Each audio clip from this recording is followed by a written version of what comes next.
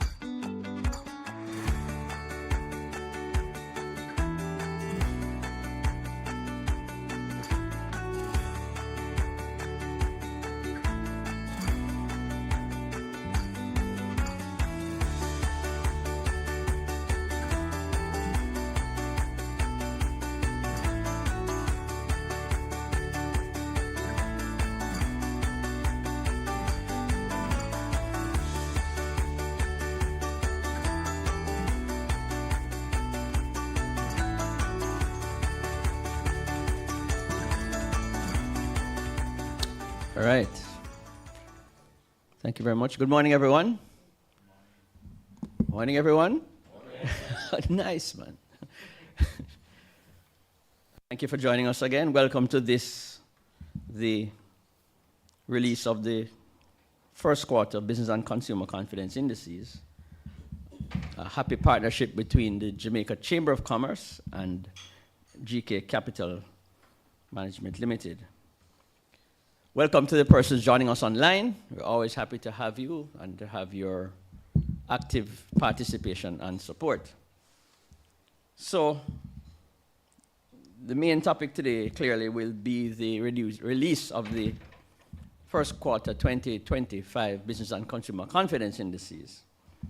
At our last release, which was in January, representing the fourth quarter of 2024, we saw that business confidence surged an increase of 12.9% quarter over quarter and a year-on-year increase of 7.3%. That's on business.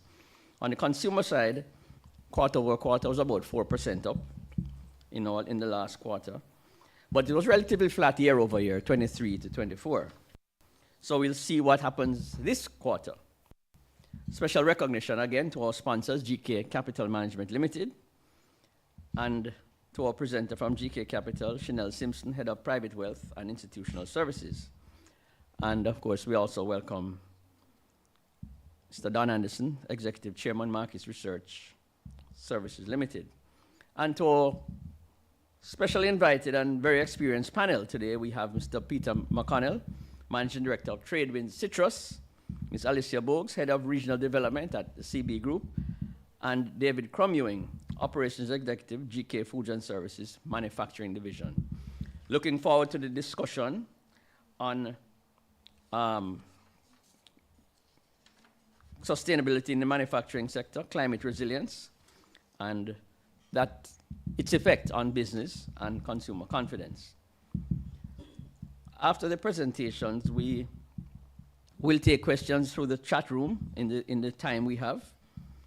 And we ask the persons online to, if they have any questions, to put them in the Q&A. And you can direct the questions to a specific panelist or a general question. But we'll try to get through the meat of the presentations as quickly as possible to leave 10 or 15 minutes at the end so we can have a feedback from our audience.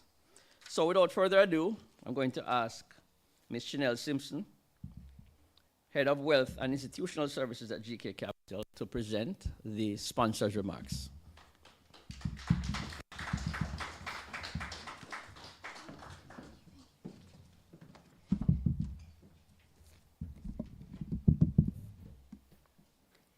Ladies and gentlemen, members of the panel this morning, other esteemed colleagues, members of the media, good morning. Good morning. Good morning. As agriculture and food systems play foundational roles in human survival and economic growth, providing essential resources for daily life, building supply chain resilience now to withstand shocks is critical for Jamaica's future. In a time where tariffs and trade wars are no longer just buzzwords, extracting value from our partners, ports, and network ensures economic viability.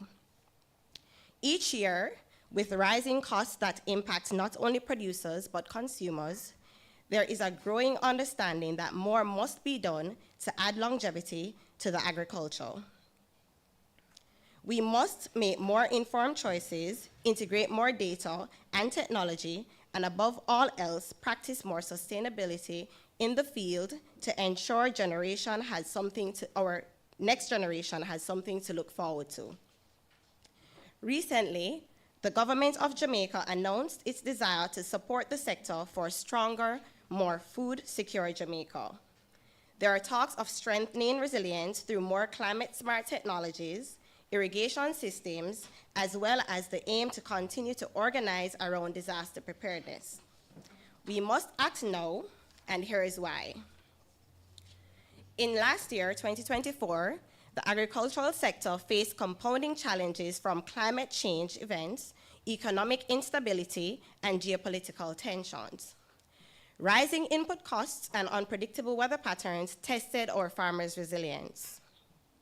Globally, these challenges sparked innovation, driving sustainable practices and technological breakthroughs. These moves from our colleagues in other regions highlight innovation's pivotal role in sustaining humanity and addressing the growing pressures on our food systems.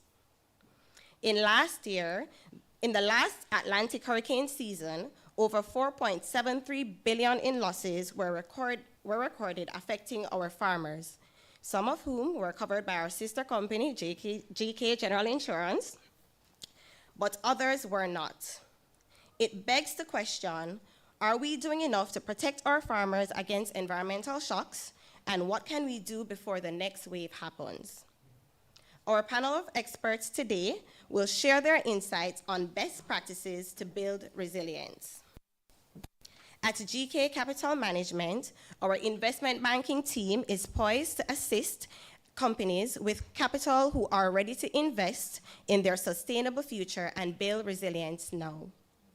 As tensions grow both in the economy and the earth, it's time to make the necessary steps needed to bolster our food security, enhance our trades, and do good for the generations to come. We are ready to support the efforts of companies that believe in a resilient future. As title sponsors of the JCC Business Consumer Confidence, we are eager to learn of today's findings and discussions from our panel. As we discuss what's best for our country, we encourage you to think deeply on how you invest your funds and making us your financial partners. Thank you.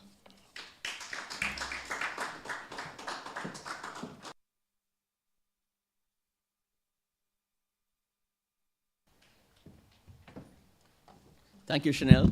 I want to welcome my colleagues from the Chamber, CEO Larry Watson, Vice Presidents Emil Leiber and Martha Miller, and of course, Past President Ianita. Thank you for joining us today. All right, we'll go right into it now, and we'll ask Executive Chairman of Market Research Services, Mr. Don Anderson, to present to us the summary of the first quarter 2025 Business and Consumer Confidence Indices results. Please welcome Don.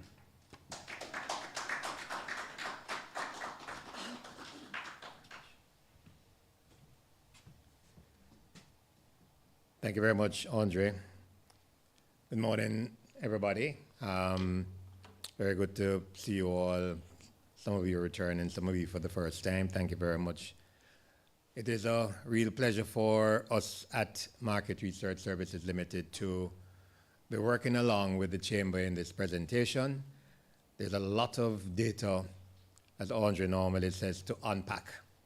And therefore, I'm going to go straight into the presentation, give you a little bit of background, first of all, which is very important to contextualize the information that you'll be hearing. So we started working on this study 2001. This was the initial quarter for the Business and Consumer Confidence study. And therefore, we have amassed over 90 quarters of data. This last quarter, therefore, represents the first quarter for 2025. We interviewed over 600 consumers in a nationally representative sample and over 100 businesses in a sample that reflected the various industry types in the country. So we have a pretty good basis from which we can project up to the total population of businesses and of individuals. So this is the January to March period. And it's very interesting that every time we present data, we eagerly look forward to the next quarter. The last quarter clearly had data which indicated that the business confidence shot up spectacularly. We have good news and we have not so good news in this particular quarter, but we'll start with the good news. And the first indication is that, let's see if this works well. Right, here we are.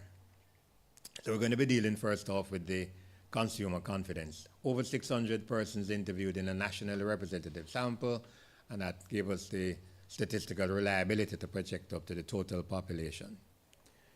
For the first quarter of 2025, we saw consumer confidence reaching an all-time high. It moved up by 5 percentage points, and the index was 183.7, which represents the highest in the history of the business and consumer confidence study. The previous peak was just prior to COVID, when it was 183.4. And therefore, what we're seeing is has been a gradual increase in consumer confidence. We can see that chart, which talks to you in terms of dips, yes, but a gradual and progressive increase in consumer confidence up to now, where it is now peaking at 183.7. So, let's see if this, okay, here we are. Let's back up a little bit. All right, so consumer confidence at 183.7, it indicates that consumers are at this point in time pretty confident about their situation, and it represents a progression of positive increases over the last 4 years. Pre-COVID was 183.4, this is 183.7. I just want to restate that for emphasis. We're broken it down into a 5-year trend, clearly, and we're looking at the Kingston area, the tourist area, and we can see that what is driving that largely is confidence amongst consumers in tourist-related, industrial and tourist-related businesses and tourist-related areas. Less so in Kingston, and obviously less so in areas outside of Kingston. So we've broken down this confidence index over the last 5 years and indicate where has been the primary area of confidence, and it is amongst consumers who are somewhere along the line related to the tourist sector. Okay? So let's look first of all at how consumers feel about businesses. Current business. There has been amongst the consumers and all the indices that factor and that drive the overall consumer confidence, there has been a positive movement.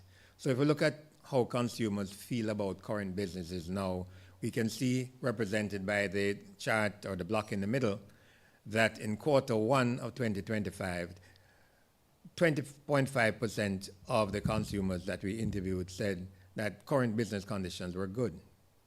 69% said it was average. But when you compare that to fourth quarter of 2024, we can see that's a significant movement from 17.9 up to 20.5, but even more so when you compare it to the first quarter of 2024, which was 16% of the consumers who felt that current business conditions were good. So it's a positive step forward, and one of the key factors that have contributed to the increase in consumer confidence. We look at this particular situation and we want to make the point that consumers have never ever felt that jobs were plentiful. Never ever. We can see that from that top bar, 10% first quarter 2024, 11% in first quarter 2025, 11.5% in fourth quarter of 2024. So consumers generally have never felt that jobs have been plentiful. Significant percentage think it's adequate. But even here, we can see where 45.8% of the consumers in the first quarter of 2025 feel that jobs are adequate. 43.1% in the fourth quarter. So again, that's a movement of 2 percentage points, 2.7 percentage points between quarter to quarter, fourth quarter 2024 to first quarter 2025. And it, of course, compares positively with the first quarter of 2024, where 42.6% thought that jobs are adequate. But of course, we can look at the other block down the bottom, and consumers generally have felt that jobs are in short supply. All right? So where does this confidence come from? We just looked at current business conditions. We're now going to shift our attention to expected. What do you expect to happen in the future? 39.2% of the consumers feel that business conditions are going to get better, as against 33.3% in the fourth quarter of 2024. So there's a good 6 percentage point increase. And also, of course, a better position when you compare that to first quarter of 2024. So generally, consumers are buoyant. What about jobs? Here again, the situation is a bit of a damper because 35.1% said we believe that the job situation is going to get better, but 48.2% don't see any change, and 17% believe that it's going to get worse. So that they aren't overly optimistic about their own job situation, and therefore we ask the question again, where is this buoyancy coming from?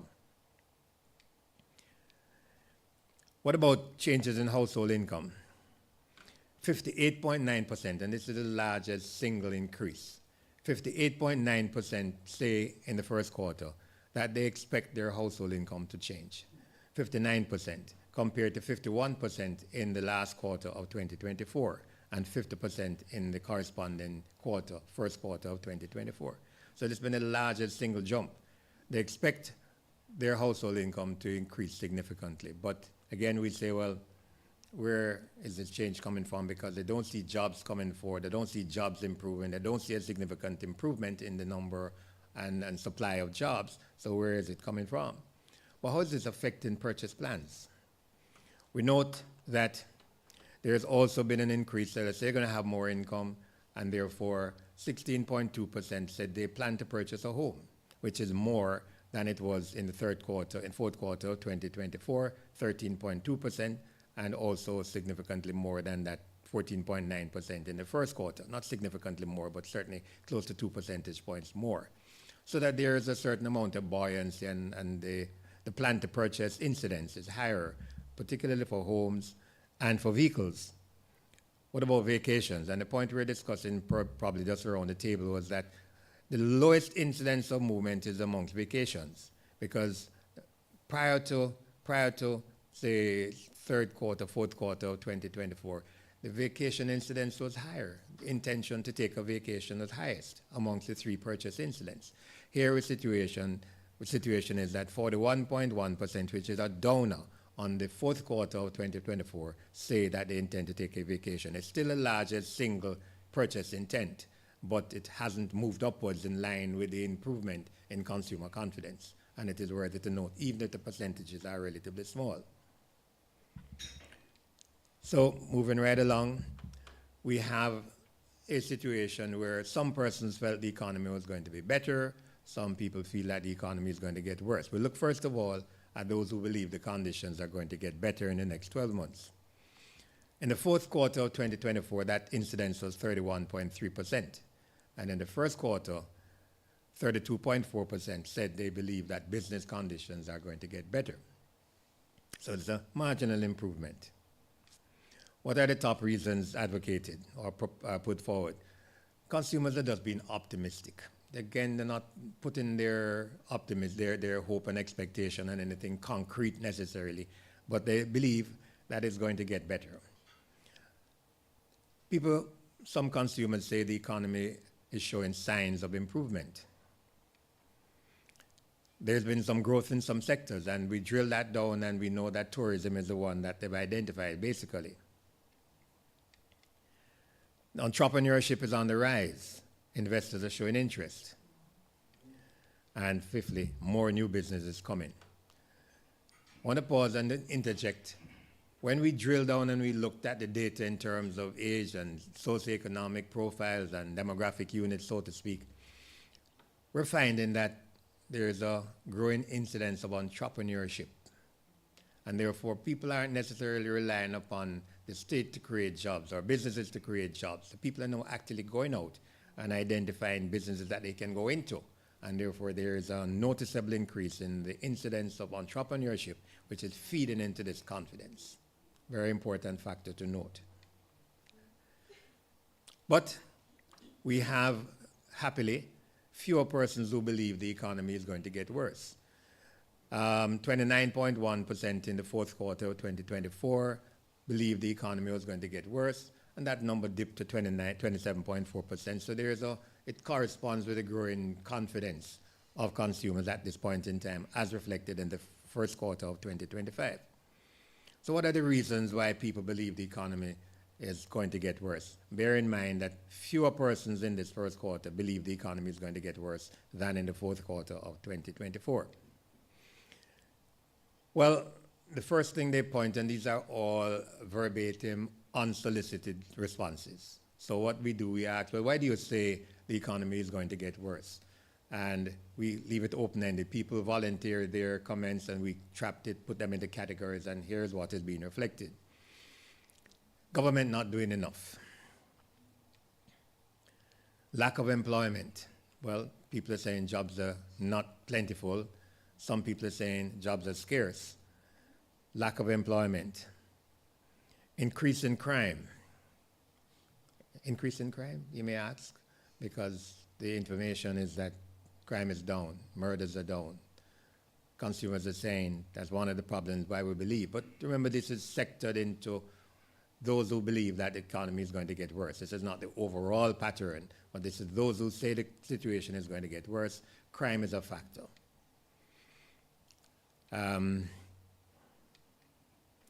Unstable foreign exchange.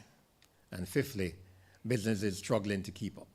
So whilst they say, well, whilst on the one hand they say businesses are looking like they're picking up and doing better, and we are reposing some confidence in our ability to increase our household income, some people are still saying that businesses are struggling, and that is one of the reasons they believe that the economy is going to get worse. One of the drivers, of course, of how consumers feel about themselves is the price they have to pay compared to, say, last year. And this data is very consistent over the last 6 or so quarters that we've been tracking this. The large majority of persons who we interviewed say prices are increasing significantly. Some people say moderately, but the largest single factor, 3 out of every 4 persons we interviewed say that prices are increasing significantly. It's a major factor in people's ability to meet their daily household sort of expenditure. Very few people think prices have remained the same, 3%, and 1% say it has decreased moderately. We don't know where they are, but that 1% is really negligible. All right, it really is negligible. So we asked this question, and the bar that sticks out like a sore thumb every time is crime and violence. 56% say that the most critical issue to address urgently, crime and violence. We note, however, that is 6% less than the last quarter. So that's, again, maybe a reflection on the messaging which has been coming across that crime is down. But still, it is the largest single factor. More than the majority of persons we interview say that crime and violence is the most critical issue that needs to be addressed urgently. Unemployment, 13%. And so on. And we have a range of them down to 1% political squabbles, which is, again, pretty negligible, but we note all of them down to, and there are probably a couple others that we are bunched into that 6%, which are all less than 1% by themselves. So how do you feel about the crime situation going forward? We know that 51% of the persons that we interviewed believe that it's going to get worse, right? This is a perception. This is, for them, the reality. 21% think that it's going to improve, and therefore that will be in line with those persons who have accepted the narrative that crime is down. And 28% say it's going to stay the same. Not a welcoming piece of statistic. What do you think should be done to address the crime and violence issue in the country? More jobs to young people. So they're citing here a correlation between young people and crime. 33% program for the unemployed. So crime, unemployment, feeding crime.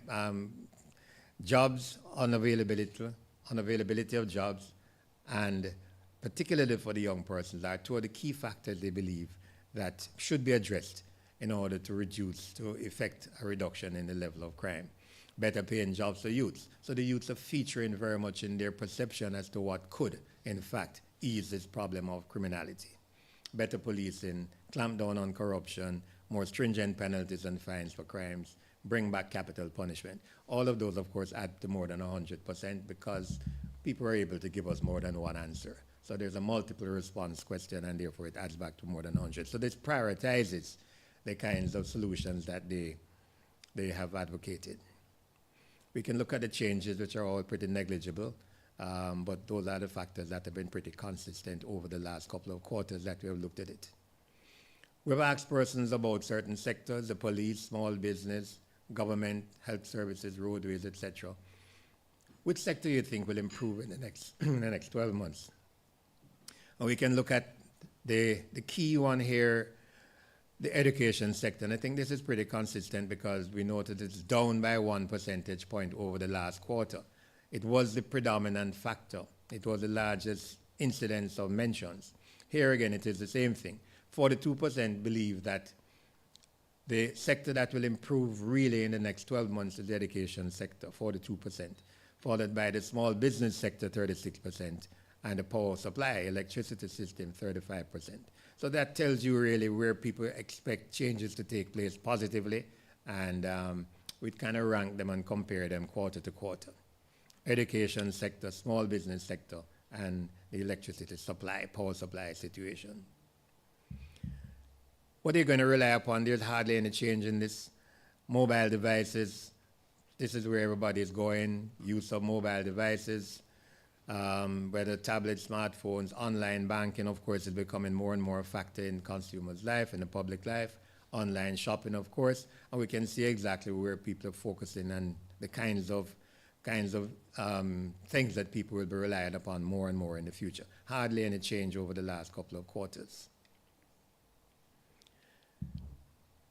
So we want to, this particular quarter, we are looking at the agricultural sector. We're focusing on the agricultural sector. We've pulled out a couple of issues and talked to people about their impression of the agricultural sector, and this is what we're going to be tackling right now.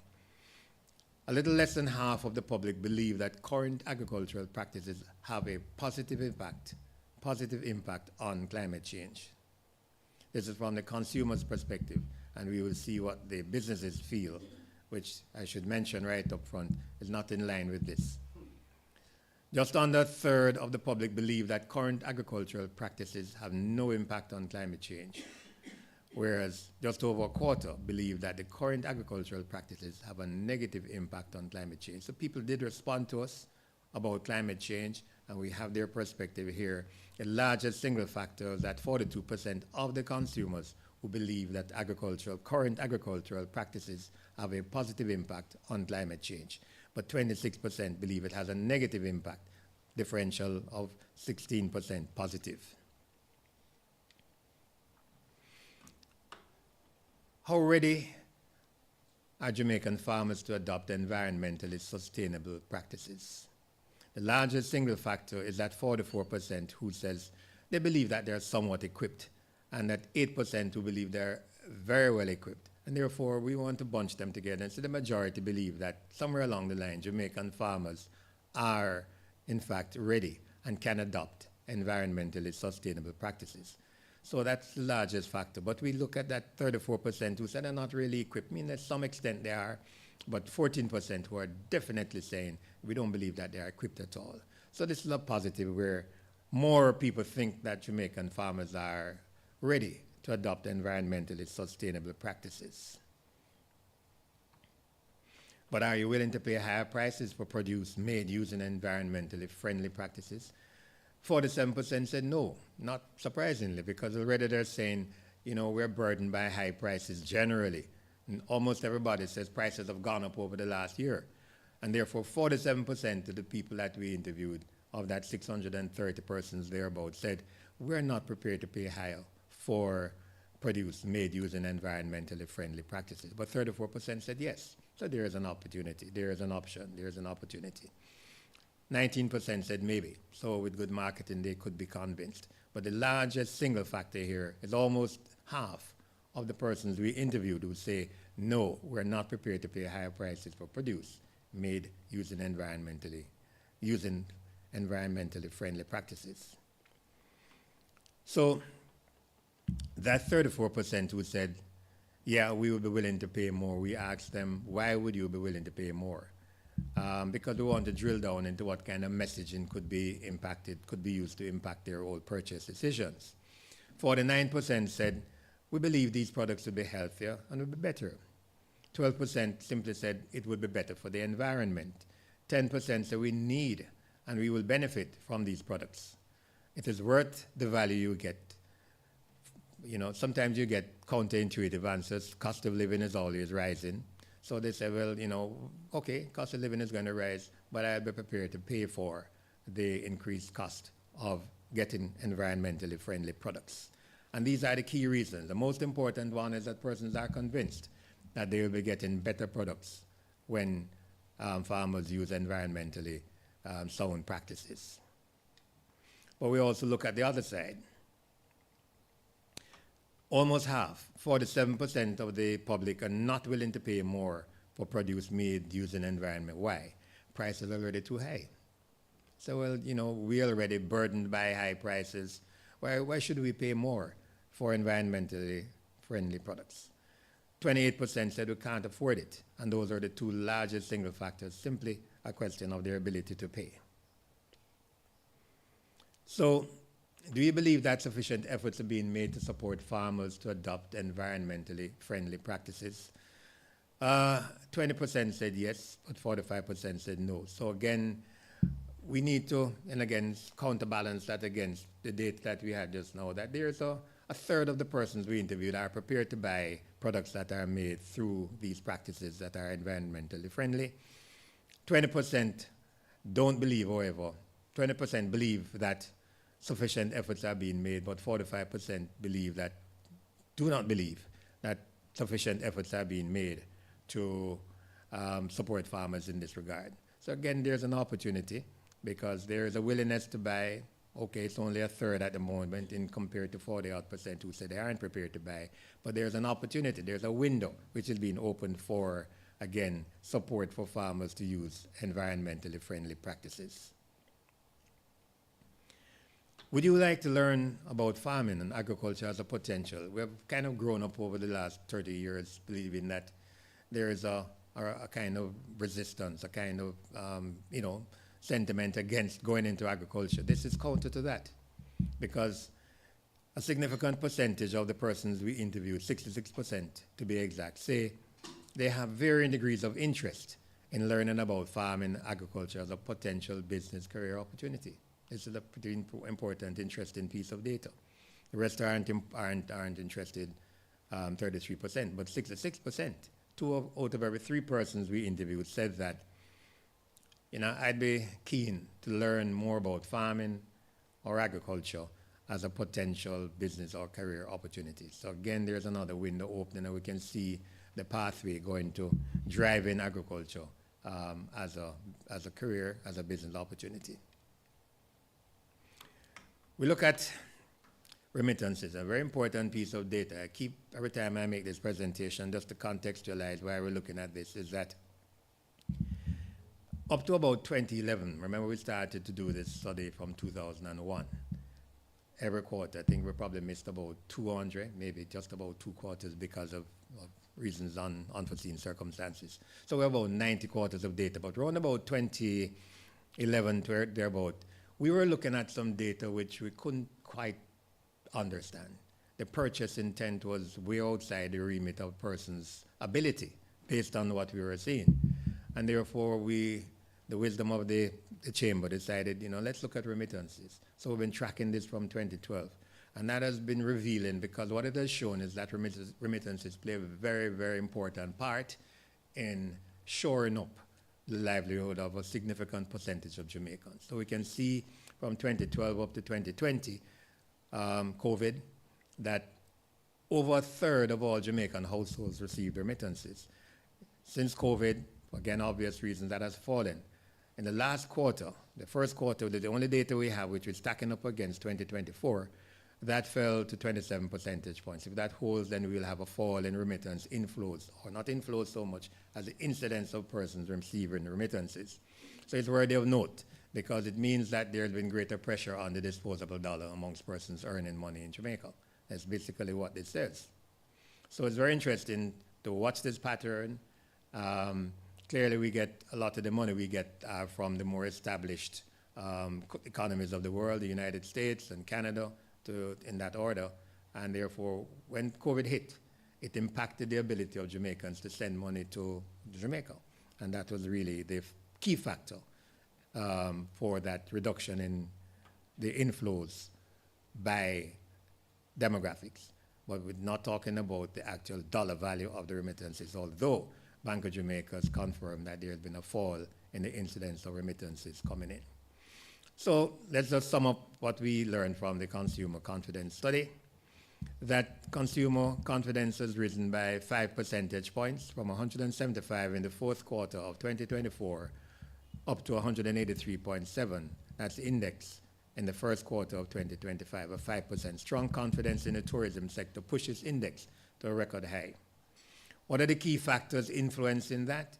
We can see current business conditions, current job situations, expected business conditions, expected job situation, and expected personal finances. So people are expecting to earn more money, but we make the point, and we make the point quite clearly, that they're not seeing jobs being created to the extent that would impact their whole household income, and that where we're finding the change is that people are becoming more entrepreneurial in their spirit, and this is where they're seeing they're depending on their own ability to earn money rather than depending on businesses to provide them with jobs, because jobs have never been plentiful, and based on what they're seeing, there's not going to be a major shift in that supply that would significantly impact their household income. So they're going to be where the pattern is, a greater entrepreneurial venturing, which is important to note.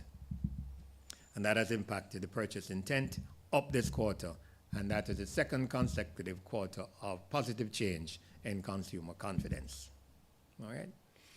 So that takes care of the consumer segment, and we want to now move to the business segment. I don't control this particular part. Yes, here we are.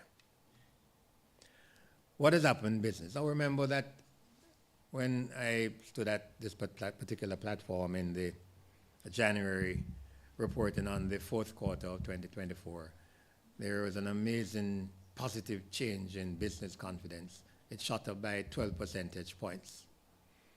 12 percentage points. So we can see that reflected in the last quarter, last part of that chart. But in the first quarter of 2025, business confidence went back to its leveler. It fell by 11 percentage points and therefore moved back down to 132.5 from a position of about 149 index in the fourth quarter of 2024.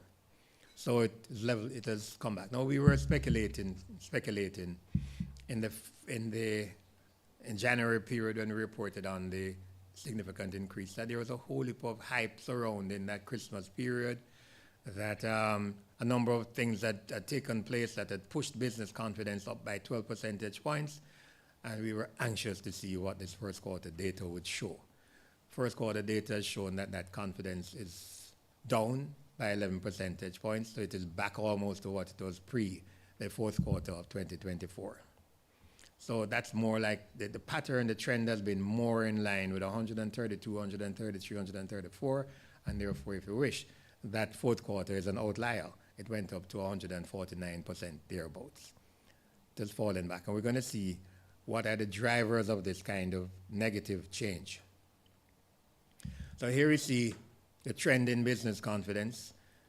Prior to COVID, it was at 137 at 2022. At COVID was 2020. We can see it still moved up to 224.9 in 2021 despite COVID, up to 137 in 2022 when we began to push COVID back, up to 139 in 2023, dipped a little bit overall 24. Despite that significant spike in the last quarter, we note that the business confidence was less in 2024 than it was in 2023.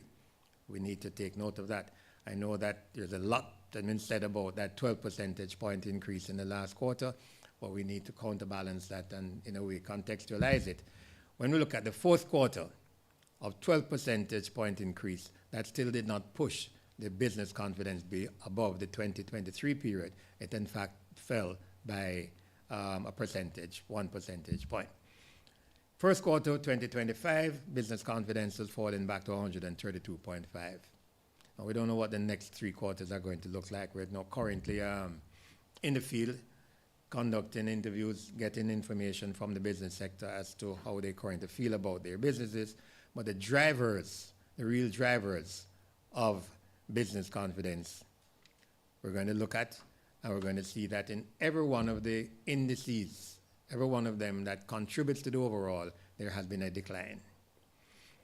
Current profitability. The positive reading is really at the top, better than expected. In the fourth quarter of 2024, 25.2% of the businesses felt that their profit was better than expected. That fell to 16.4% in the first quarter of 2025. So in a way, there's a reality check. 18%, and that compares to 18% in the first quarter of 2024. So it is down against first quarter, it is down against last quarter of 2024. 67% in the first quarter of 2024 said their business profit was as expected. In the first quarter of 2025, that's down to 57.2%. Marginally better than the fourth quarter of 2024. So depending on how you want to look at it, this could be a positive takeaway. But the overall factor that we like to look at is when people say that profits are better than expected, and that, of course, feeds into the more positive kind of assessment of the situation. 16.4% compared to 25.2%. That's a dramatic fall off in expectations for profits. Is this a good time to invest? In the fourth quarter of 2024, 68.5% of the businesses said it was a good time to invest. That fell to 55% in the first quarter of 2025. Now you may contend and take comfort in the fact that the majority of the firms that we interviewed think it's a good time to invest. So that's a positive. But we need to stack it against, measurable trends, and that 55% reflects a 13 percentage point fall off in the incidence of businesses that feel it's a good time to invest. But overall, the majority still believe it's a good time to invest, and that cannot be ignored. Is it a bad time to invest? Well, that middle bar talks to how businesses feel about the current situation now. 26.4% say it's a bad time to invest compared to 19.8% in the fourth quarter and 20% in the first quarter. So that's a significant percentage increase in the incidence of companies, businesses that believe it's a bad time to invest. And, well, some don't know. So worthy of note that significant push, that spike that took place in the first quarter or the last quarter of 2024 is no longer current. The pattern is changing. It's changing. We haven't said, or we should say has changed, because it's changing would reflect a trend which we don't have yet. What about firms' finance? Do you expect it to improve? 63.6% said yes, we expect it to improve, but it's down from 78.4% in the fourth quarter of 2024.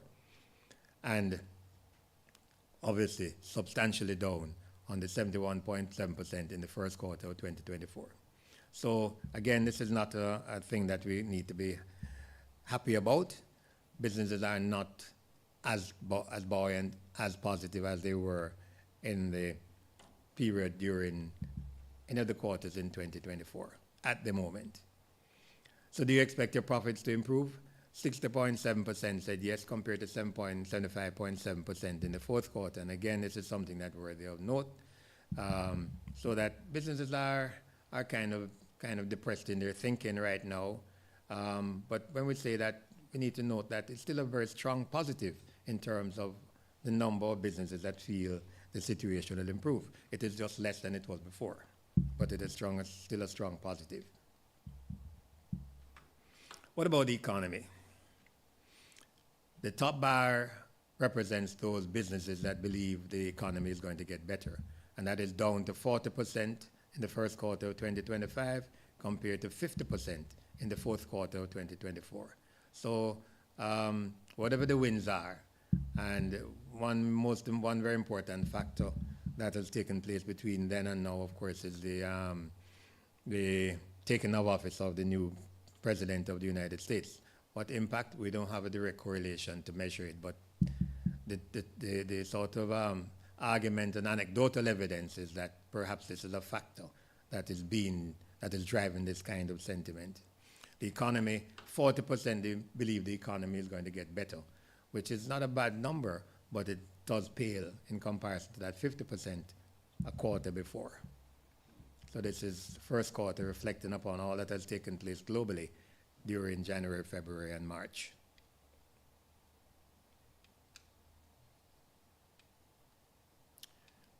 Okay. So we have 40% of the businesses that we interviewed who believe that conditions are going to get better in the next 12 months. It's a pretty high number still, but of course down from that 50% a quarter before. So what are their reasons? What are they thinking? The economy is recovering. Good. Government policies. Optimism. So like the consumers, this is not a concrete basis. They're just optimistic. They believe that things are going to get better, but they couldn't point to anything in particular compared to the mention of government policies and the economy recovering. Resilience of Jamaicans. And this is coming through in just about all the data that we're looking at over the last couple of months and years, that the Jamaican consumer and the Jamaican businesses are all very resilient. They will weather the storm and try to bounce back.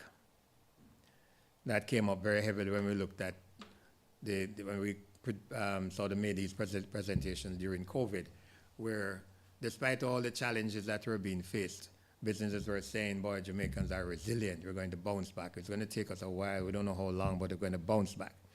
And some sectors will improve the economy. So these are the top 5 reasons why businesses believe that the economy is going to get better in the next 12 months. Note, of course, that we have 16% who believe the economy is going to get worse, right? These are businesses. And we asked them the same question, well, what are the reasons? What are the things that are driving this kind of negative thinking? High prices for goods and services. Supply chain problems, trade war in the U.S. Now, I believe that begun maybe about 4 weeks ago, 5 weeks ago, but it is obviously playing on the minds of businesses. They believe that this is something, and they're looking forward, looking down the road, that this is something that's going to impact my ability to do business well. The economy will not improve that quickly. Some people are still saying, we need time, all right?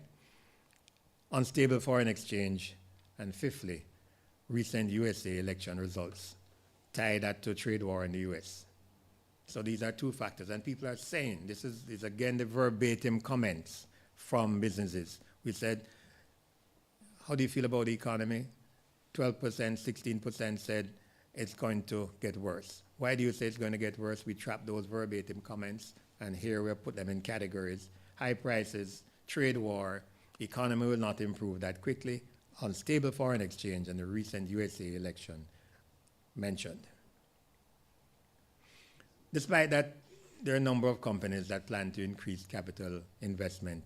And we've always been, over the last 7 years or thereabout, we've been plotting this particular piece of information to say, okay, which of the sectors that are likely to be increasing their capital investment.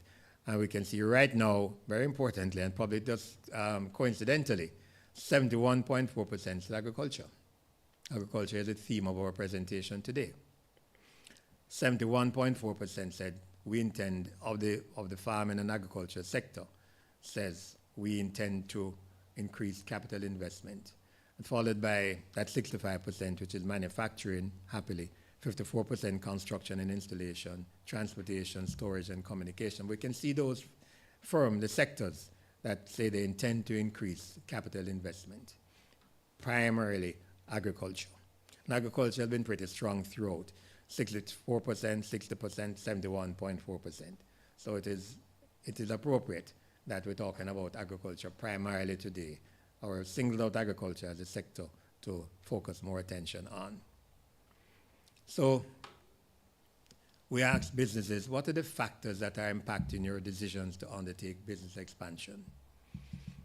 Lack of funding, and this is up by 5 percentage points over the 4th quarter of 2024.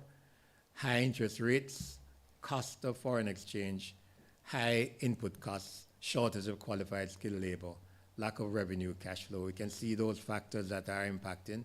and of course, financial institutions. And we'll look at that, and clearly, this has a pretty important kind of bearing on what they do from here on.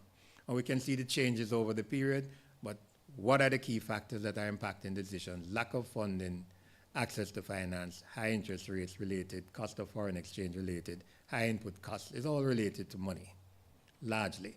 Then we talk about labor and that kind of thing, crime.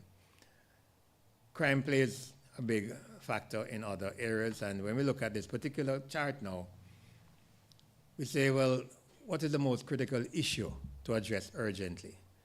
And we can see from the statistics that are being shared with the general public over the last couple of months, 2 months, 3 months in particular, there has been a considerable emphasis on reducing crime. Crime is still the number one problem as far as the businesses are concerned, as far as consumers are concerned. That needs to be dealt with right now. And this is 43%, and it is up by 7 percentage points, despite what has been obviously presented as a reduction in criminality and crime and murder. 43% say that crime and violence is the most critical issue to be addressed right now, and that's up by 7 percentage points on the fourth quarter, notwithstanding all that we hear.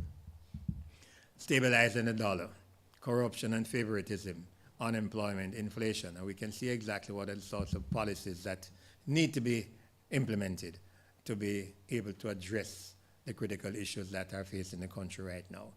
Dealing with crime and violence is number one. Stabilizing the dollar, some significant way behind, corruption and favoritism, and unemployment and inflation. But how do you feel about, we pulled out again the largest single factor, do you anticipate crime and violence to be dealt with over the next 12 months? 44% of those businesses that we interviewed said we expect it to get worse. 29% said it was getting better, so that's a positive. And that's up by 14 percentage points. In other words, it's not inconsistent with the data that's been revealed to us.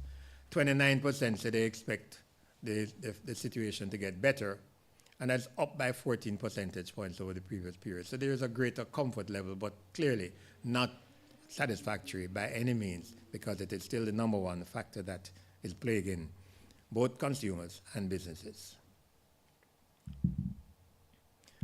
What do you think should be done?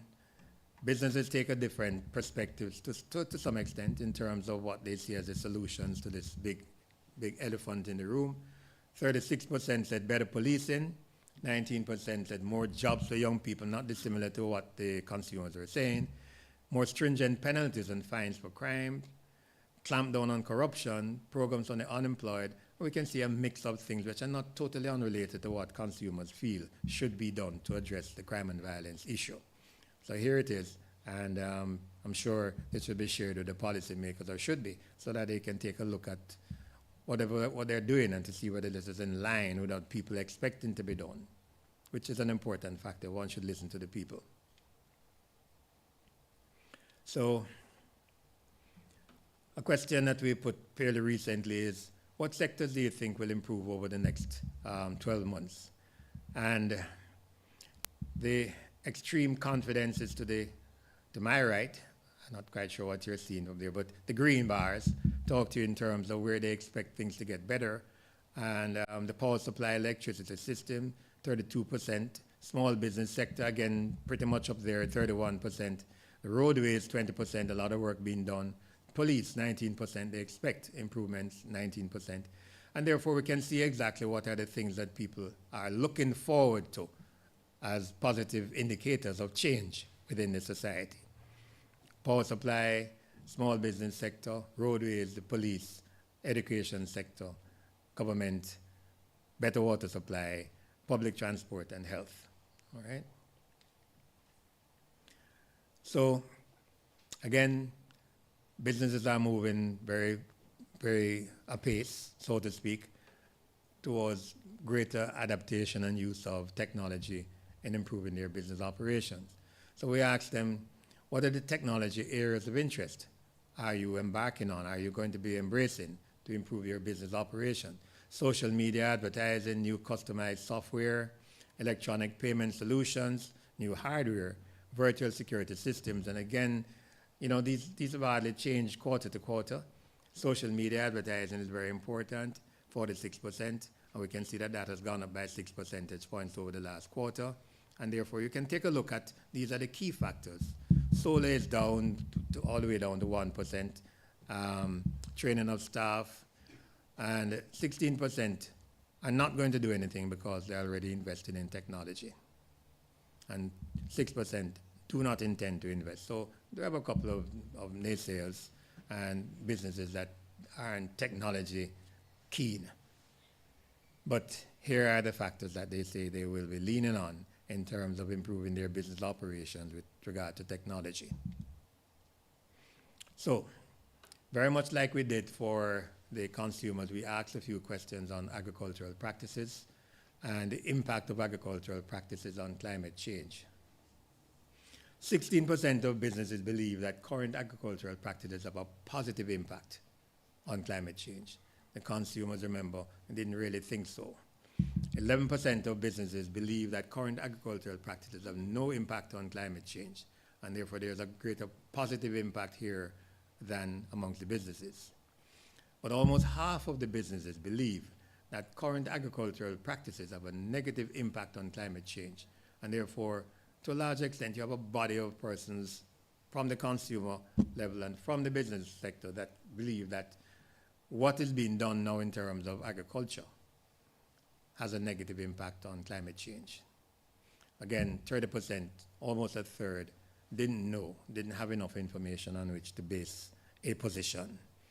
But where clear answers were given, there's a higher incidence of persons who believe that current agricultural practices have a negative impact on climate change than those who believe it has a positive impact on climate change. Do you believe that businesses, Jamaican farmers, are ready to adopt environmentally sustainable practices? And here, businesses are negatively disposed in this particular situation.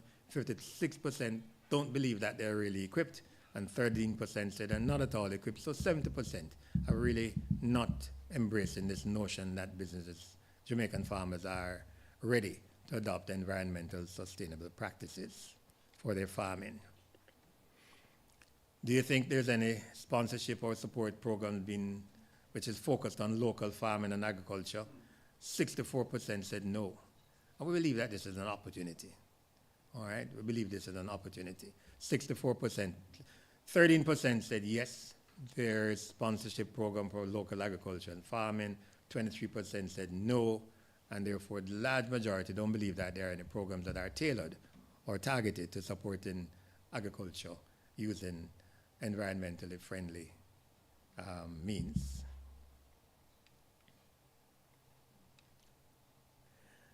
Our businesses in Jamaica providing sufficient support to local farmers. 26% said yes, and 49% said no. We believe that all these are opportunities, and 26% didn't know. Are you willing to invest in initiatives that support local farming? 64% said yes. 21% said no. So there are opportunities, and there's an inclination to support local farming, and therefore you could marry the two, and you'd have a very positive outcome, or to have a very positive outcome. I think that's my last chart, and therefore here's the data. Very interesting quarter. Again, it almost goes without saying that every time we get to this point, we're in the field already, and we're anxiously awaiting the outcome of our field where we can do the validation and then present another report to the country. It is always an intriguing situation, a very exciting thing for us to anticipate what's going to be happening next. We have 90 quarters of data, and we look forward to the 91st. My pleasure.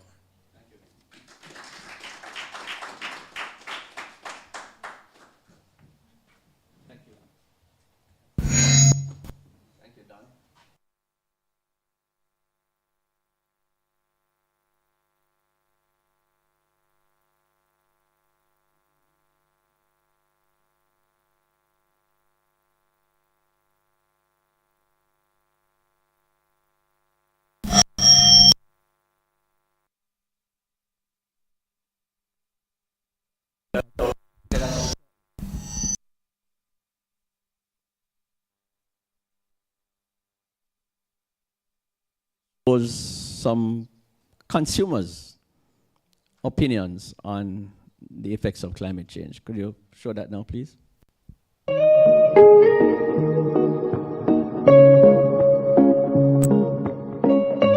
Yes, I think, but they would have to put in more time and more energy. They can, but it need more push. Even we do not have our local Irish for 12 months for the year, so anyway, take it we have.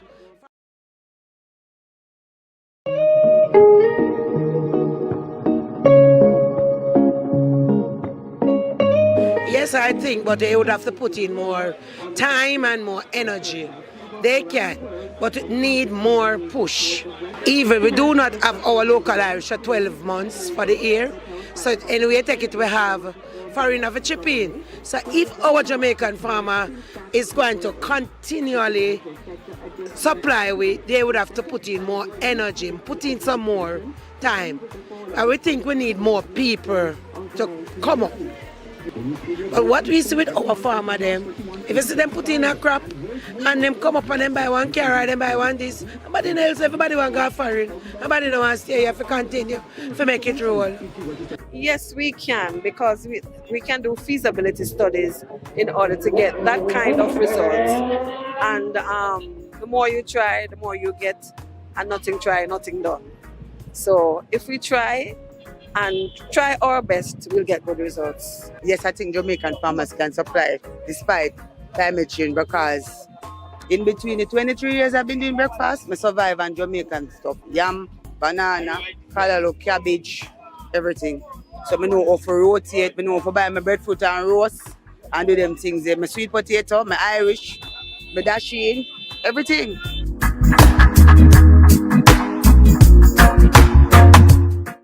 Yes, we can, because they are experienced farmers and they know how to deal with the food crop, whichever weather comes around, and they would know how to survive. If they get support from the government and other stakeholders, they should be able to produce. Yes, it can help the farmers, but as what you say, the price up and down. Because for the past 2 months, the market prices are very low.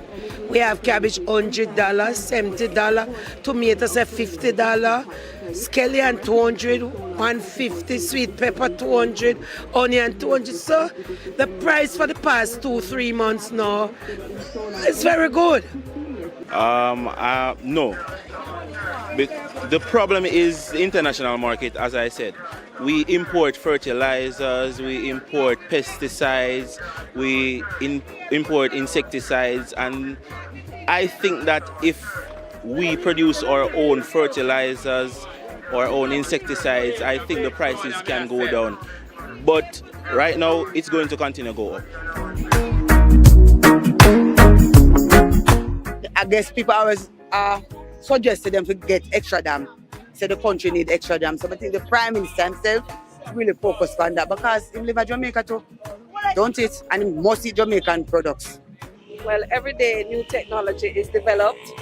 So if we try that, we can't stick to the same old. We have to try new elements, new stuff in order to improve. And you can use both the old method and the new method, and we can see how we can balance it in order to survive in the farming environment. Well, what they need to do is put in things in play that when we reach the dry time, they can maintain. All right, we buy jump put on our house, our yard, say when we water not there, we have a water jump. So that means we won't have to walk a big water. So what our farmer need to do is put in pipe things, so when we have drought, we can help ourselves. So it's only that bad. Don't. Most definitely, because trust me, technology is the future. Right? Technology is the future. We can have smart drones using in our fields. So why not use technology? Because it is the future, right? You sit in your house, you know that the plants will be watered by 6 o'clock. You don't have to get up out of your bed. You just take up your phone and set the timer and your drone up, water the field. So technology, definitely.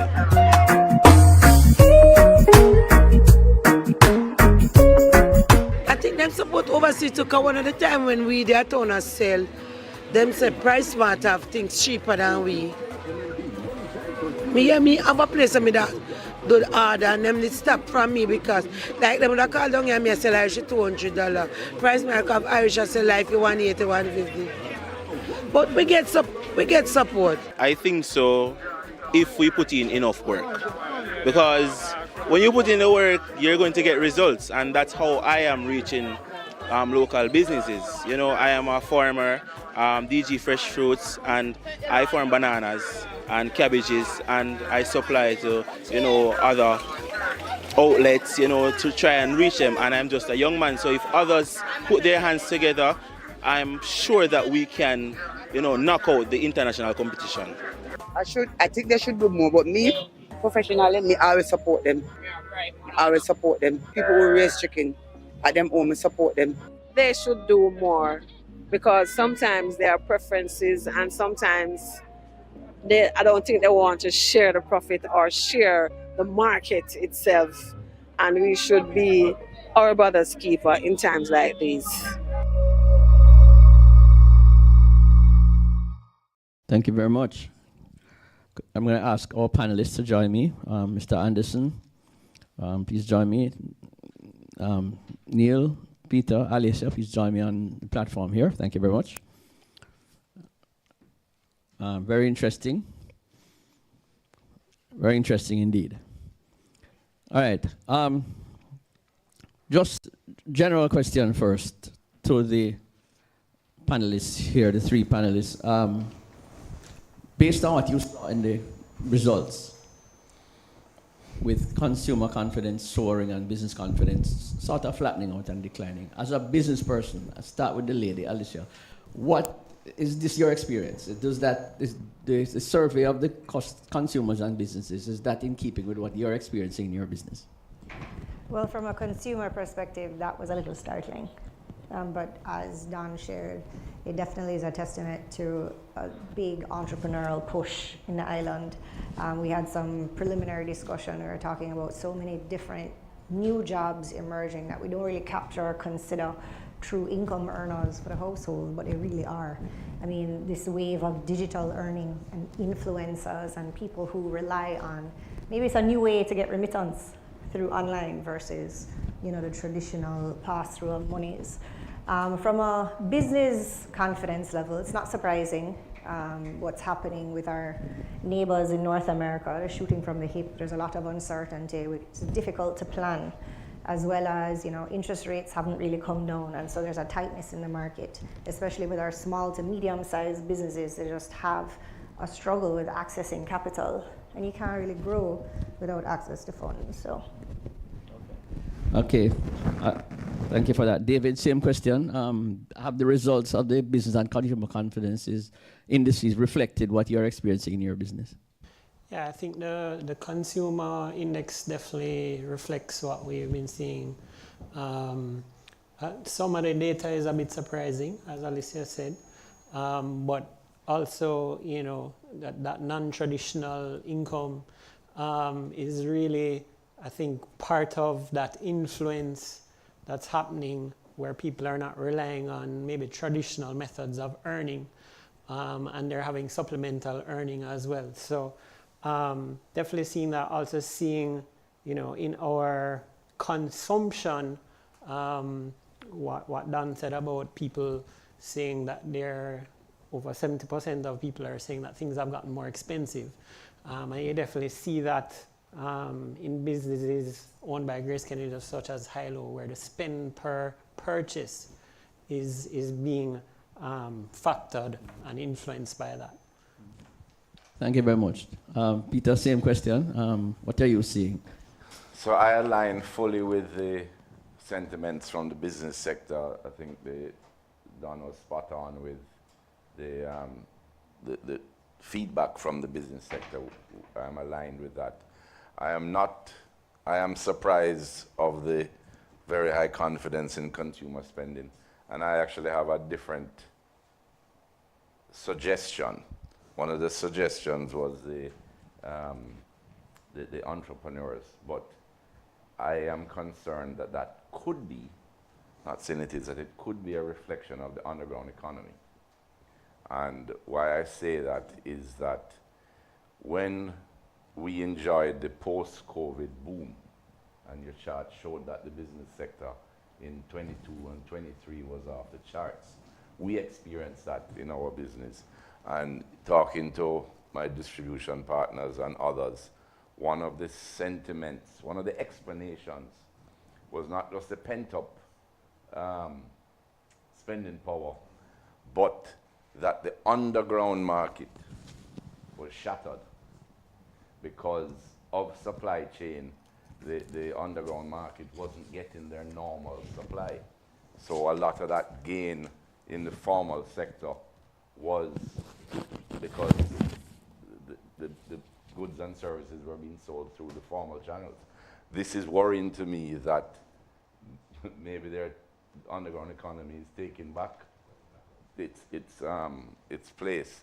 And so, you know, obviously there's money out there if there's consumer confidence, but I don't think any of your business surveys are with the underground business people.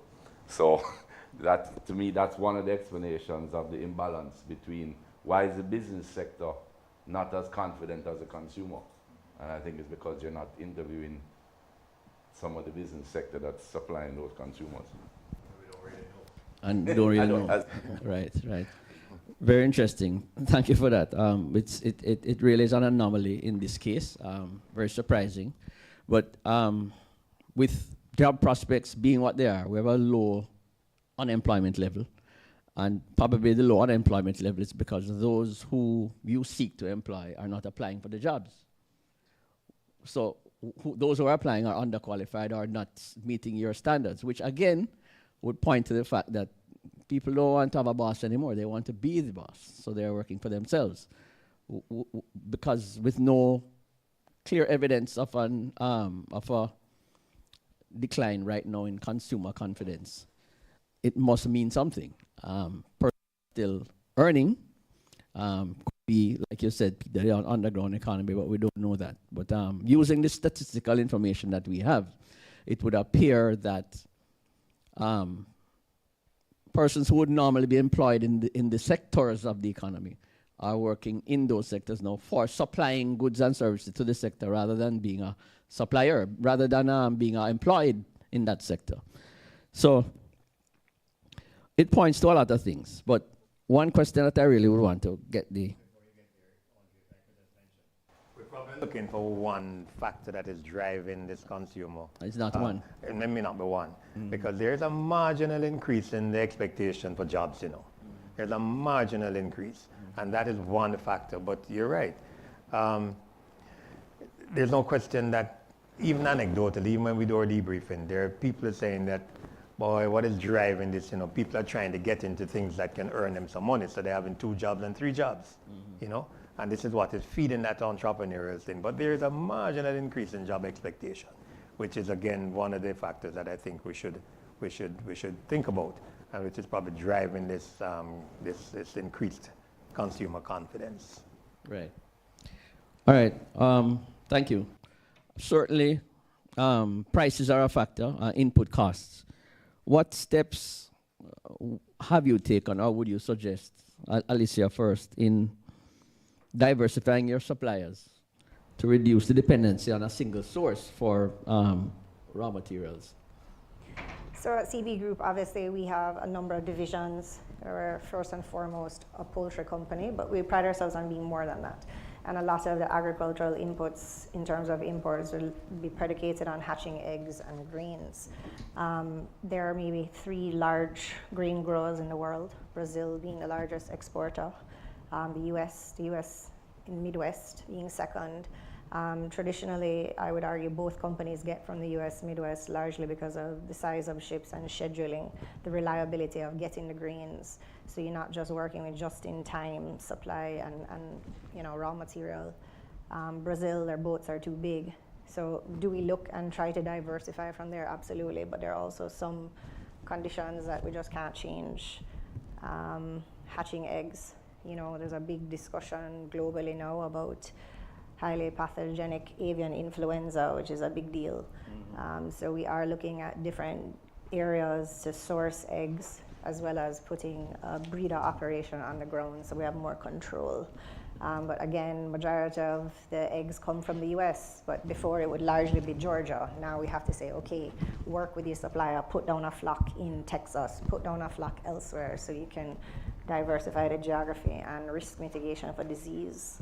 So our business is a little different because when all those things come in, we manufacture and grow, and we still have to consider all the constraints with disease on the ground here as well. Right, thank you.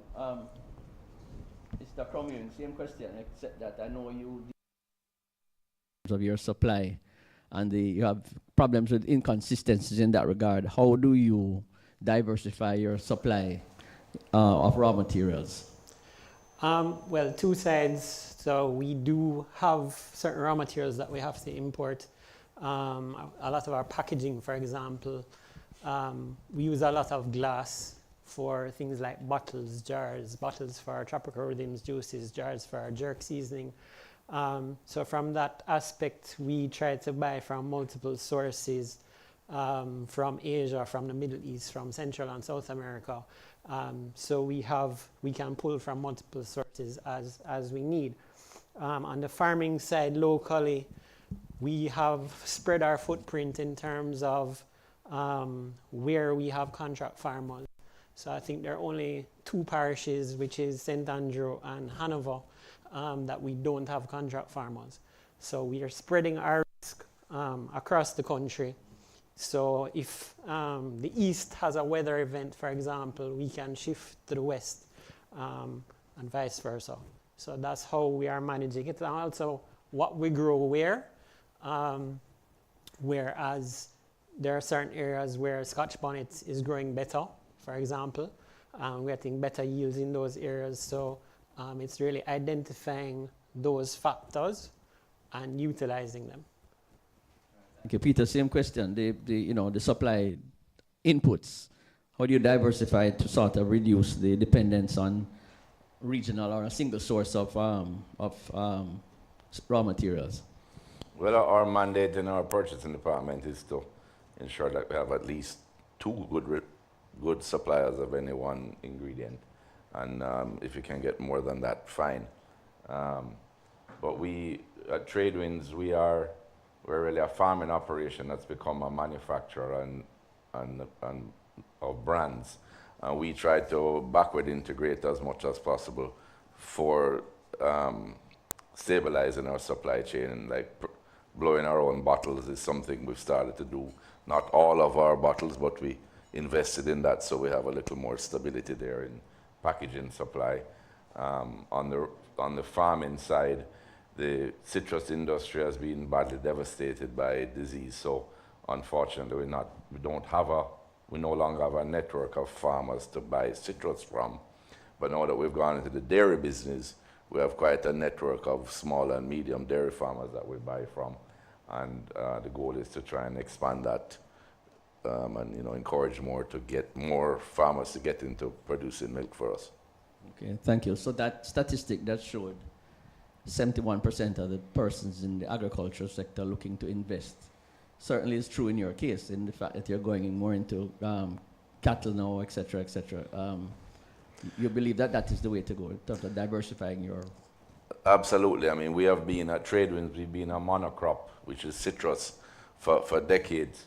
After experiencing the second disease to wipe us out in my career, I said, well, we have to diversify the farm. So we haven't given up on citrus, but citrus is going to only represent one of our crops.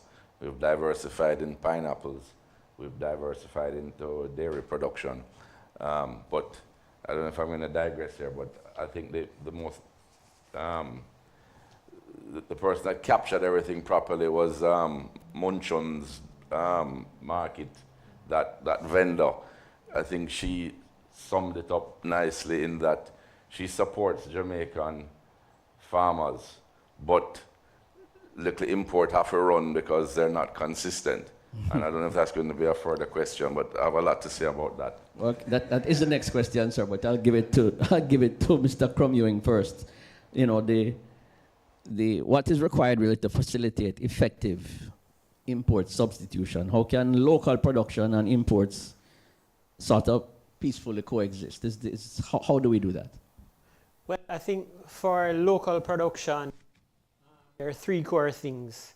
One is use of science and technology in our agricultural endeavors to ensure that we're getting maximum efficiencies and yields, so that we can be globally competitive in terms of our production levels, etc. Two is control storage, in that either cold storage or temperature control storage. So for example, tomatoes, there's always a glut and a famine every year for tomatoes. And when you have a hurricane, it's even worse. If you can store tomatoes for a longer time, you can produce enough tomatoes to supply the local market, but you need to have that storage capacity in order to do that. And there is some private and public investment that's happening right now that should be starting to support things like that. So things are happening.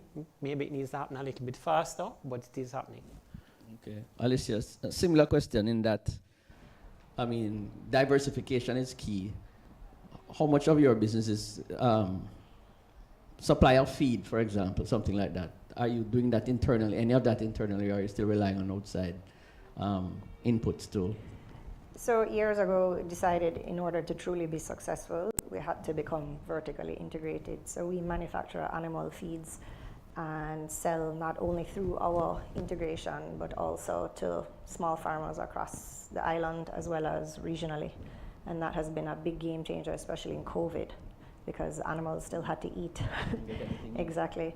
So we look at diversification from different aspects. I mean, not all our goods are consumer in terms of, we're not going out to the average person to buy chick feed, broiler feed.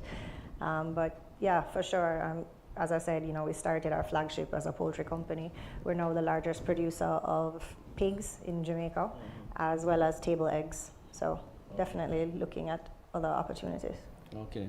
Thanks, Peter. You spoke about the technology now. Is greenhouse farming really a realistic solution to our problems in terms of inconsistency in the supply due to climate risks? And greenhouse farming and inputs come at a significant capital cost in some instances. How can we integrate this so that it doesn't burden your whole final cost to the consumer? And is greenhouse farming part of your own DNA at this time? We're not doing any greenhouse farming right now, and I'm not saying greenhouse farming is the solution, but the employment of modern technology is absolutely the solution. Whether you need greenhouse or not, it will be dependent on the crop or your location. But we have to deploy all the latest technology. And where I've learned this is now going into pineapples. The learning curve has been very steep, but it is very, very intense agriculture.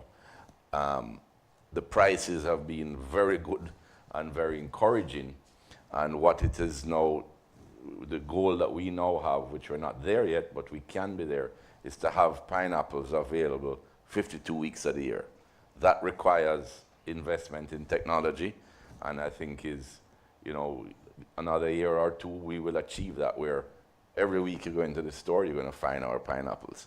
And I think that same model has to be put across all the crops. You heard Munchie or whatever her name was saying, the Irish run out, and when the Irish run out, the imports have to run. But that is also one of our big problems. I advocate that the producers of any particular crop should also control the importation. The licensing regime for bringing in any crop, the farmers must get it, nobody else. Not the concrete farmer and the briefcase farmer in Kingston. It must be the real farmers, must be the ones bringing in the Irish or whatever is short. And that's what will, I think, go a long way to encourage more sustainable agriculture. Go ahead. The farming community puts in all of the sweat equity and makes the investments, weather the storm. And then if there's something that upends the market, they get tossed to the side. And in all other industries, that's not typically the case. So I agree with Peter 150% there. Okay, one of my final questions would have been, government policy and trade agreements and its impact on you're able to source raw materials. But since you bring it up, let's just take that question now. What legislative changes would you require on a more permanent basis? Apart from, you just mentioned one, Mr. Cromwell, I don't know if you have any comment on that, which would sort of level out the supply issues which we're having. Yeah, I mean, I think in terms of legislation, I think we need to do things a bit faster. One of our primary needs right now in terms of like hot pepper production is having good seed stock.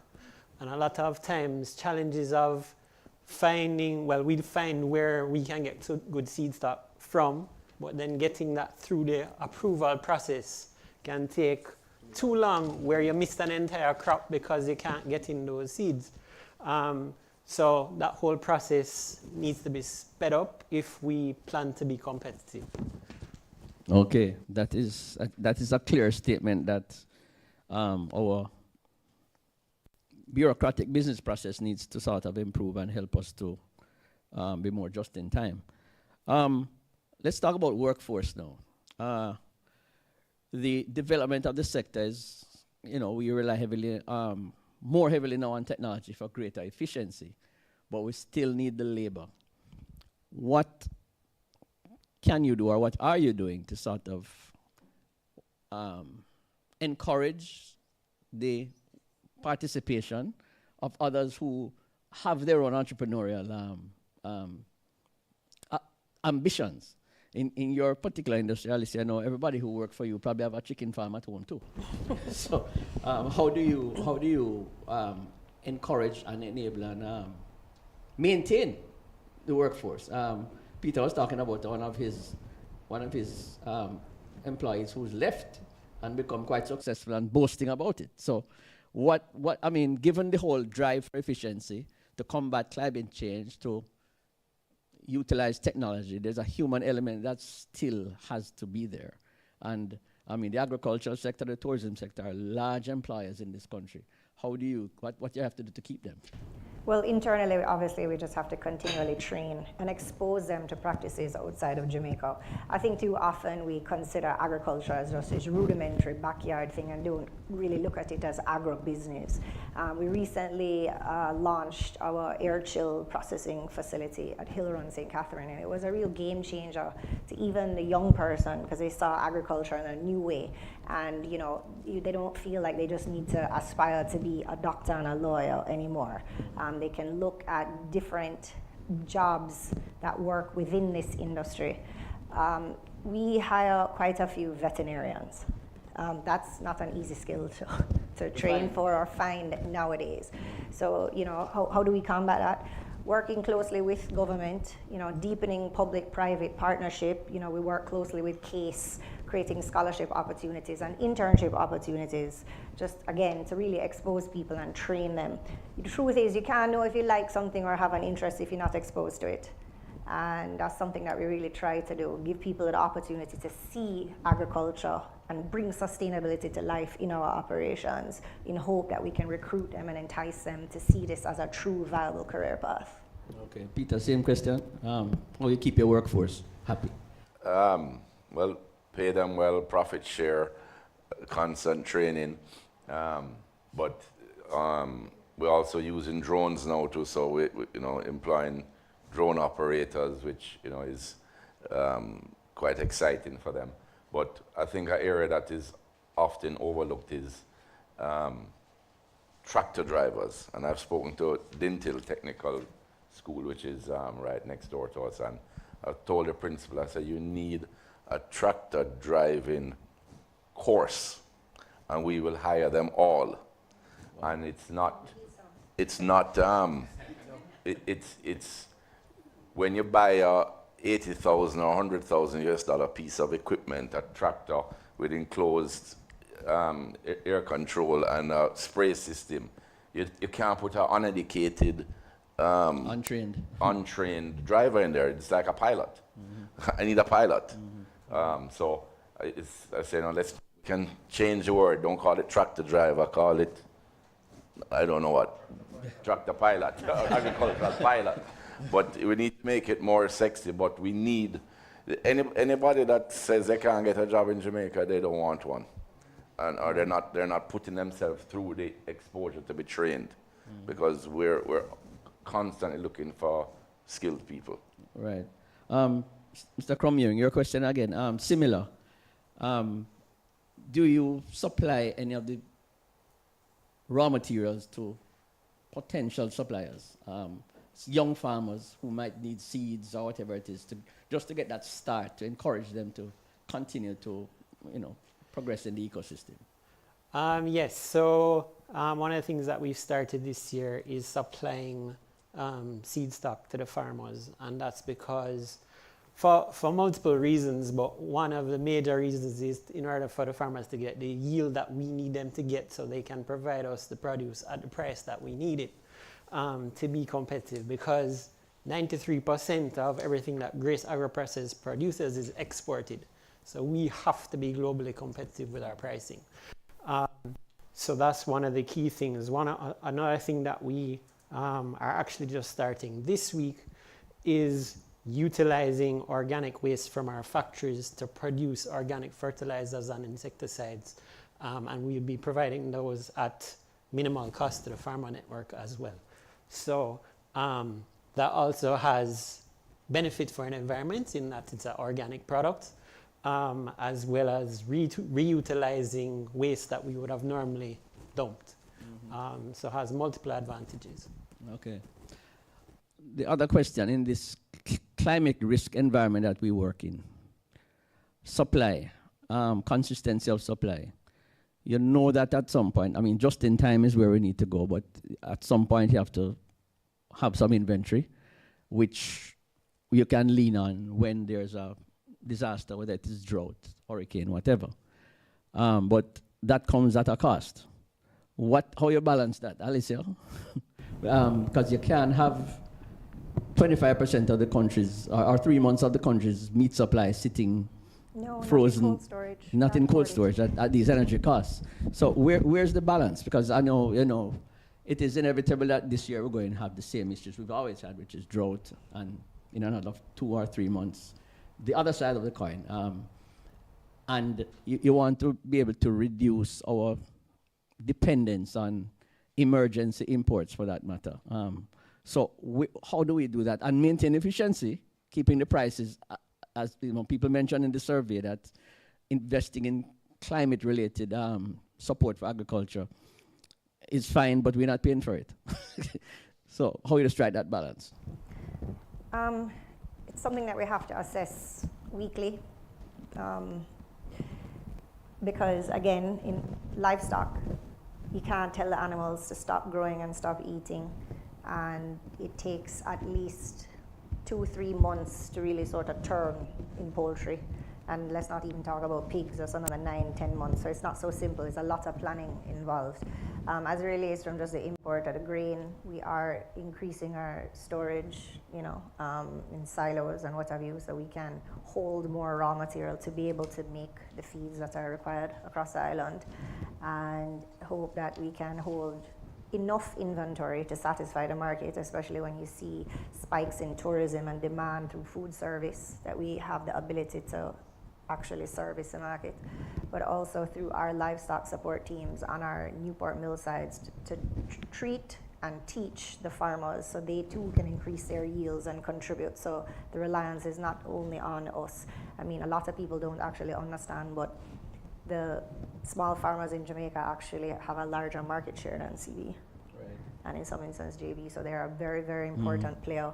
So they too have to, be a part of the conversation. But it is tricky, it's a delicate balance, because as I said, you're dealing with hatching eggs, you're dealing with, broiler feeds, meats, so it's not so simple.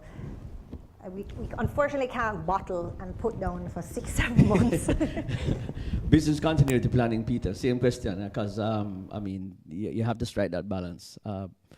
We need to be resilient, we need to be self-sufficient, even in these climate risk related activities. So where do you draw the line there without jeopardizing your business continuity plan? Because 2 months without supply can severely impact you? Well, I don't have the answer for the hurricanes. But, in terms of under normal growing conditions, irrigation is key. And we have deployed irrigation in all our high value crops now. And as I've told the Minister of Agriculture, I will not be growing any high value crop without irrigation. But you cannot produce consistently without it. The weather patterns have changed so dramatically over the last 30 years that although we have the same amount of rainfall in a given 12-month period, the distribution is way off. So the short answer is irrigation is one of the technologies that have to be deployed to have sustainable production. David?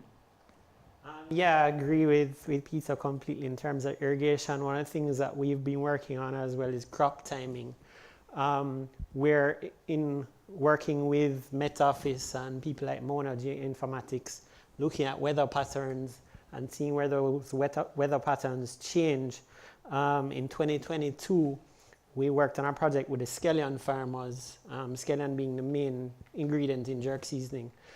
And what we realized is their traditional growing season was at the end of the year, October through to Christmas.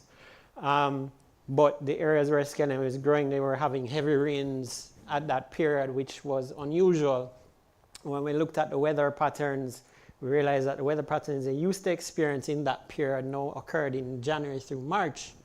And we worked with the farmers to change when they planted, when they harvested. And it resulted in record production in 2022. So it is possible. Okay. Generally, not limited to crops, is controlled environments. Yeah. So on the CB side, all of our new growers and even our past growers integrated, they have to now introduce solid sidewall houses. So many of you may be traversing through the countryside and you don't see as many of the curtain sidewall houses, very open, very simple looking. These are category 4 and 5 spec buildings. So when you would have had the devastation in some of the areas where our farms are last year with the hurricane, we weren't upended because we had these new buildings with control environment. Everything chips in, monitors, solar, you click a number, it monitors everything, waters. So it's not limited to crops. It's control environments for all agriculture is really the future. Okay. All right, GK Capital is here. So the question now, access to capital. All of what we've spoken about, the technologies, the sustainability of supply, etc., will require capital. Are you satisfied that we have everything we need in that regard, or what else from the perspective of capital access to give our sponsors some business opportunities? would you recommend are the input costs being completely properly financed through the capital markets? What is your thought on what is required to give your businesses more ease of access to capital for your development? I think there needs to be a better understanding of our business. That's the first thing, because they always talk about risk. There's risk in anything, but if you have a true understanding of what it is we're doing and trying to achieve, I think that's the first thing. Also, knowing that there needs to be better interest rates. I can go to the bank and get a car tomorrow, but let me bring a business proposal for something in agribusiness or agriculture, and I think it goes through at least 55 checks, or 45. I think a better appreciation of agriculture and better, easier access to capital, and especially when you see more advanced businesses going into those control environments, because it does mitigate the risk, so I think that's a big one. David? Yeah, to Alicia's point, when I look at access to capital, I think we need to have more diverse options. Yes, better rates are always good. But I think flexibility in rates is maybe even more important in that different crops require different times. It's a 100-day crop, right? So you may not need financing for a year. You may need financing for 120 days. but they may be able to pay the annual rate, right? So that's one. And then we need to look at more creative options of financing. How does agribusiness access the equity markets, right? Because a lot of agriculture is not linear, right? You're not generating cash every month. You may have outflows for 4 to 6 months, and then you have cash flow 6 months after that. And while you're having outflows, it's somewhat difficult to service that debt, right? Things like receivables factoring, which I know is being looked at by a lot of financial institutions now, of, if a farmer has a contract with Grace per se, can they sell their receivable to the bank, at 120, 150 days factoring for that receivable? And I think those kind of solutions are what are needed to carry the business forward. That's a good idea, GK Capital. Peter? At Tradewinds, we don't have a problem with access to capital, but based on the interest rate environment, we've just stopped borrowing. And it's nothing to do with GK or the financial sector, it's just the way things are globally. So we always, for the last 10, 15 years, we've been reinvesting 75% of our profit back into the business. And when financial markets were more attractive, we would borrow money to accelerate expansion or do acquisitions. But since the last year and a half, we've just been spending our own money.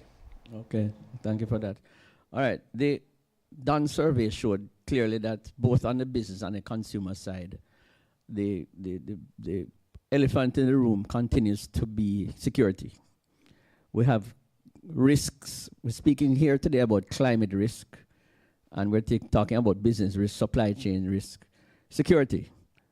How is that impacting your balance sheet? Are you spending more, less, or in between on securities? We actually asked this question among the members of the chamber, and I think we just wanted to find out if the crime statistics that were being reported as improved from a security standpoint was trickling down to the businesses who are members of the chamber. So the question, how is it been in Alicia in your business?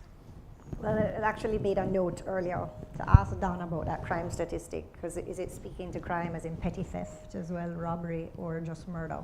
Because I know it's been very topical in the news that crime is down, but largely murders. But I would argue that theft is huge. I mean, from predial larceny right into your business, and it's almost like an entire crime syndicate operating. Cost of security has in fact increased, especially with the recent minimum wage increases and what have you. I mean, we've been moving towards more monitoring through cameras and what have you, but still, it's a massive line item for every business, and then the collusion, and it is a problem. I mean, theft of fuel, theft of product, trucks getting hijacked en route to make deliveries. I mean, that definitely continues. And we saw, I would say, an increase, a higher incidence probably leading up to the holidays last year. Yeah. Peter, same thing question. I think predial larceny is one of the biggest disincentives to agriculture. I mean, it really is. We've been saying this for decades, and it's not getting any better. We have deployed drone surveillance, tried to keep it covert.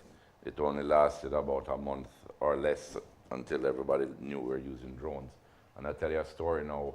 About a month ago, my security supervisor called me just after dark, asking me if the security drone was in such and such area. I said, I don't know. I called the drone operator. He goes, no, I parked half an hour ago.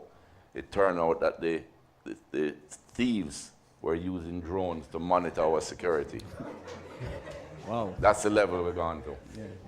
Wow. So it's a very, very serious problem. And not just predial larceny, but crime in general. Business opportunities have come up where you can buy this business in this new area.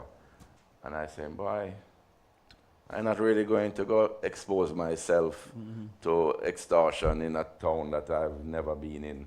And I'm just not doing it. Wagwalker Linstead is fine for me. Comfort zone. David, any response to that in terms of security? Yeah, I mean, predator larceny, as Peter said, has always been a perennial issue. For us, well, we don't do the farming ourselves, but our farmers do have some of that issue. Quite a bit of our farmers are in close-knit communities, so they're somewhat protected because everybody knows everybody in that area. And when they see an outsider, they kind of, Raise an alarm. Raise alarms.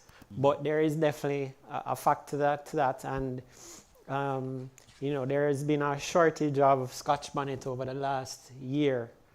And, several farmers have lost fields, where fields have just been raided overnight, where they've lost an entire field of, 20, 30,000 pounds within 24 hours, which is a significant hit to their business.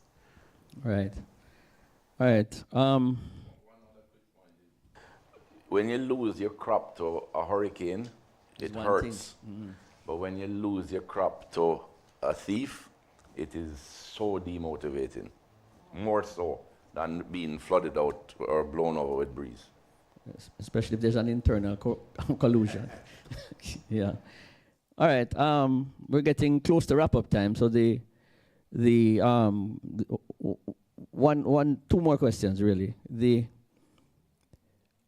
What sort of what recommendation, or if you touched on it a little bit, Peter, from a legislative capacity, would you all support Mr. McConnell's theory that we really need a level playing field from a legislative standpoint, whether it is import duties, whatever it is? What would we require? Peter maybe can expand on it here, from the government to sort of bring more attractiveness to the business of agriculture and sustainable agriculture at this time, because climate risks are not going away, unfortunately. So what can the government do to sort of boost? Well, I'm not an advocate of excessive legislation or regulation, far from that. But I do feel, as I mentioned earlier, that the farmers that are producing a crop for a reasonable % of the year but aren't able to do it all year round, they should be the ones, through a system to be established. I don't have the answer to the system, but just in concept, that the importing of potatoes should be done by the potato farmers. The importing of chicken should be done by the chicken farmers. And I have that experience from the milk industry. The dairy board is who issues permits for importing powdered milk. So although we're only supplying 25% of our needs from local production, my goal is to eliminate the importation of powder. The system still needs to be tested. When that happens, are they going to stop importing powder? If they don't, you'll certainly hear a lot of noise from me. Go ahead, David. Yeah, I think in addition to the legislation, it's also about support, right? Because soil health is extremely important to the farming community. In some of our competitors within even the region, countries in Central America, other countries in the Caribbean, such as Dominican Republic, you can get your soil testing done by a government lab within 48 hours, and you can change your nutritional plan according to what that data is telling you. It takes us a lot longer to get that done because you have to go through a private lab. Sometimes those results have to go overseas to be analyzed and come back to you. So those are some of the supports that are needed to create that infrastructure, and especially to the small farmers. Obviously, we can support our farmer network with those things because we have the global contacts to get those things done. But when it comes to a small farmer that's farming 5-10 acres, how do they have access to that information that helps them to be more productive? And that's where I think that the government needs to play a larger role in getting those support activities more robust and more readily available. Right. Alicia, similar question for you, but I think I can lead your answer a little bit by talking about, not illegal imports, but undocumented imports. And what can we do from a legislative standpoint to sort of assist the poultry industry particularly with some more consistency and at efficient and affordable pricing? I think better planning, public-private partnership planning. I think a lot of the time we are brought to the table when there is an issue and after the fact. and we don't talk about the long term and the implications up front, through Jamaican fashion. Separately, the support, especially from research and development. I mean, we've actually just gotten into a partnership with Devonish Nutrition out of the UK to introduce the first tropical growing broiler house in the Caribbean, because all of our expertise comes largely from areas that have window. And obviously our climate is different, and to understand how things work, to be able to then share that with the smaller farmer. So we can bear the brunt of the hit. But as it relates to the import of stuff and illegal, our borders are not policed the way they should be. And we work in a place relying on gentlemen's agreements or people to be honest after even receiving a permit. I don't know, we're in an era where everything needs to be convenience and access with trade, and so you have AEO, security, all of this, which allows people even more ways to do things. So that's a discussion bigger than this panel. Quite. All right, the final question. The climate risks that we face also affect our road network.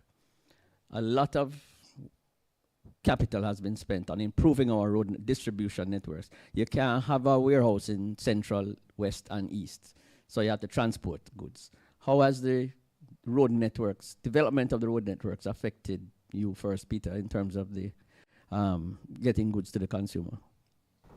The toll road, we use the toll road north, south, and east, west, all our trucks, and we put the e-pass on them.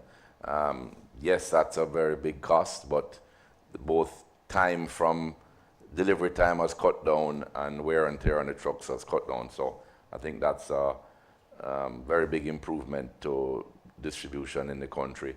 And there's a lot more that needs to be done. Some of those towns along the north coast and elsewhere, most of the north coast need more bypass roads, because you get on the toll road and get to Ocherous in no time at all, but then try to get through. Try get to past St. Anne's Bay and past Priory, and that's a different story. But no, a big improvement in the road network, but still a lot to be done on the regular roads, on the parochial roads. And I mean, the government's spending some decent money there now, but it needs to be kept up.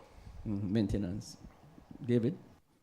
The toll roads have made a significant difference. Grace's Agro Processors Division has 2 factories, one in St. Elizabeth, one in Clarendon. The St. Elizabeth is a raw material factory. Clarendon is the finished product factory, and the transit between those two has gotten a lot better. Whereas it's now about 1 hour and 15 minutes between the two, where it used to be, it was well over 2 hours to transit between those two facilities. So it's really gotten better there. And yes, I agree with Peter that a lot more has to be done with the parochial roads, in particular the farm roads. I know there is a project ongoing for that now, but still a lot more to be done. And the better the road, the better product is coming out, because when the road is bad, all that vibration, all that shaking ends up affecting the product.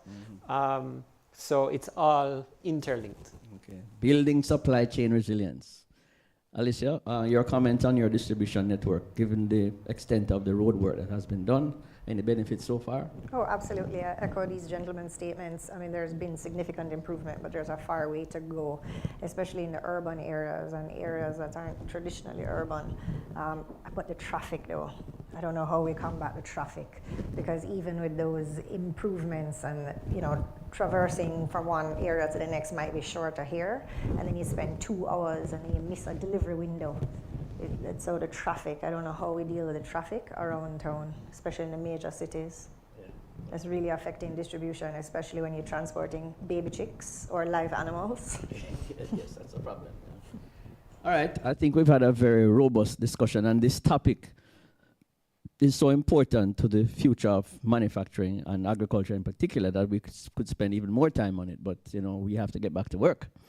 So, and Martha is here. I didn't ask Martha for a comment from her neck of the woods because I know she's adequately represented up here as well. But Thank you all for participating. Certainly, again, thanks at the very top to our sponsor, GK Capital Management Limited, to Chanel for her opening remarks, to Don for another eye-opening presentation. My phone is already ringing. So, and yeah, you're going to get a lot of phone calls from the media today about the surge in consumer confidence. So thank you very much, Don. Excellent, as usual. In depth. We have 24 plus years now of data. So, any of you business strategists can call the chamber and you can be a subscriber to this data.